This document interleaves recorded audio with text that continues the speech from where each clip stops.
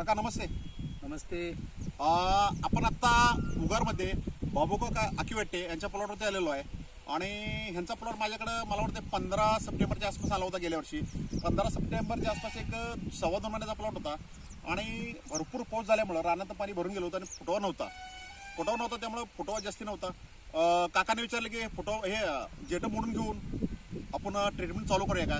आणि मला वाटते 10, 12, 13 सप्टेंबरच्या आसपास आम्ही हे जेट मोडून घेतली आणि परत मग आपण ट्रीटमेंट चालू केली. त्यानं खताचा एक डोस सांगितला, खताचा डोस झाला. त्याच्यानंतर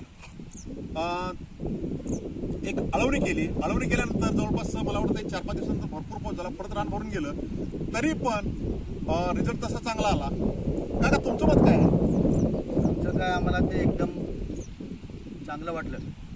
तुमचा अंदाज आजपर्यंत तुमचे सरासरी ॲव्हरेज किती पडत होतं? आता आमचे 70-75 पडत होते. ह्या वर्षी किती गेला? हा म्हणजे 85 वर गेला. 85-90च्या आसपास गेला. 90च्या आसपास गेला. 90च्या आसपास गेला. म्हणजे उतारा चांगला पडला, वातावरण बेकार हा उतार चांगला पडला. म्हणजे कसं होतं, गेल्या वर्षी सुरुवातीला पाऊस जास्त झाला, पाऊसच पडला त्यात आणि परत ते जास्त पडत होते पण जरा ह्याच्यामुळे जरा हे झालं. म्हणजे ह्यावर जर पाऊस पडला तर 100च्या आसपास आरामशीर ऊस गेला असता. आरामशीर जात होते. यासाठी तुम्ही अळवणे किती केल्या आणि फवारणी किती केल्या होत्या? अळवणे काहीतरी 2 अळवणे, 2 अळवणे, 2 फवारण्या आपल्याला झाल्या. फवारण्या, 2 फवारण्या आणि एक सॉइल स्ट्रक्चरची बॅग पण टाकली होती. मला वाटतं आपण जे पूर्ण डोस केला होता त्याबद्दल तुम्ही समाधानी आहे का? समाधान म्हणजे ट्रीटमेंट आपण जे औषधं जे केलेली आहे ते अगदी समाधान योग्य आहे, एकदम औषध योग्य आहे. परत मला काय वाटतं, तुम्हाला काय वाटतंय भाई, तुमच्या उगारच्या आसपासच्या लोकांनी हे वापरायला पाहिजे का?